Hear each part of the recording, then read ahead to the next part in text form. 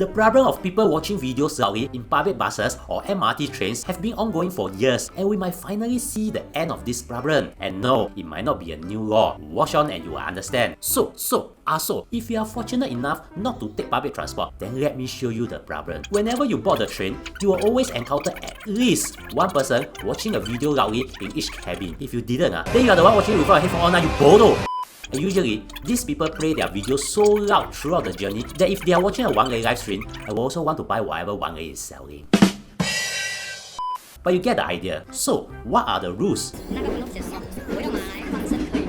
I once made a video explaining that public buses and MRT trains follow different rules, mainly because MRT regulations are backed by statutory law, which means breaking them can lead to prosecution. In contrast, rules on public buses are enforced at the discretion of the bus operator, not by law. If you miss it, do subscribe to us or follow me on Instagram, link in description. Basically, you just need to know this. Only MRT can fine people based on the laws, while there is no laws for buses to fine people. This is why you didn't see the word fine in bus signs, but see them in MRT trains. So, since late last year, signs like this have been put up on trains and buses progressively. But here's the thing, the rules are actually already there before these signs went up. For trains, technically, people can really be fined for causing a nuisance, since according to the Rail Transit System Regulation 17, no person shall conduct himself on any train or in any part of the railway premises so as to cause a nuisance or annoyance to other passengers. The offence carries a penalty of $500, which is similar to eating and drinking in the train. So yes, for MRT, there is already a law for that. As for buses, it's a little tricky. You see, everything is based on the operator, who can then decide what to do. There is, however,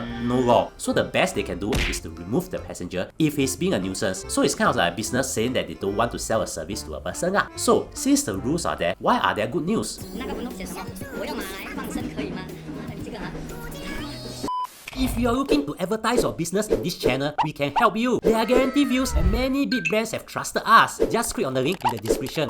Here's the thing, for MRT train, since there's already a law for that, and adding a sign there focusing on noise is zooming into an issue that is escalating. Similarly, for buses, while there is no law, adding the signs means they're focusing on enforcing the rules for that. But what's most important is what happened in March this year. Baey Yam Keng, who was then a senior parliamentary secretary for the Ministry of Transport, but now a Minister of State for the Ministry of Transport, said that the use of loudspeakers on public transport is one of the nuisance behaviours that's being looked at, and they will consider the suggestion of using a decibel threshold to define disruptive noise. In addition, they're looking at a regulatory framework for buses too. So this could mean that we could finally see fines being imposed for buses too. And it's true, since the new sign was up, LTA said they have issued over 160 notifications of offence to curb nuisance behaviour, although we cannot be certain how many of them are due to noises. This is also likely only for trains, since buses still do not have regulatory framework. Now, what does this mean? Well, there's now a focus, and like what a wise old man once said, what you focus on? Expense.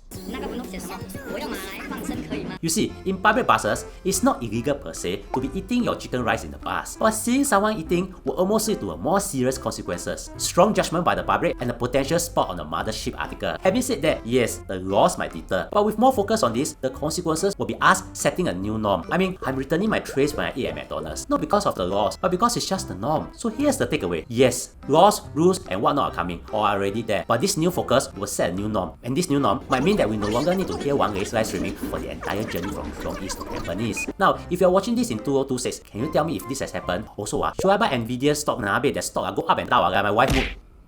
To know more about the rules of not eating and drinking in public buses and MRT trains, which is more interesting, watch this. And thank you for spending almost 4 minutes with me. I really appreciate it and hope you learned something.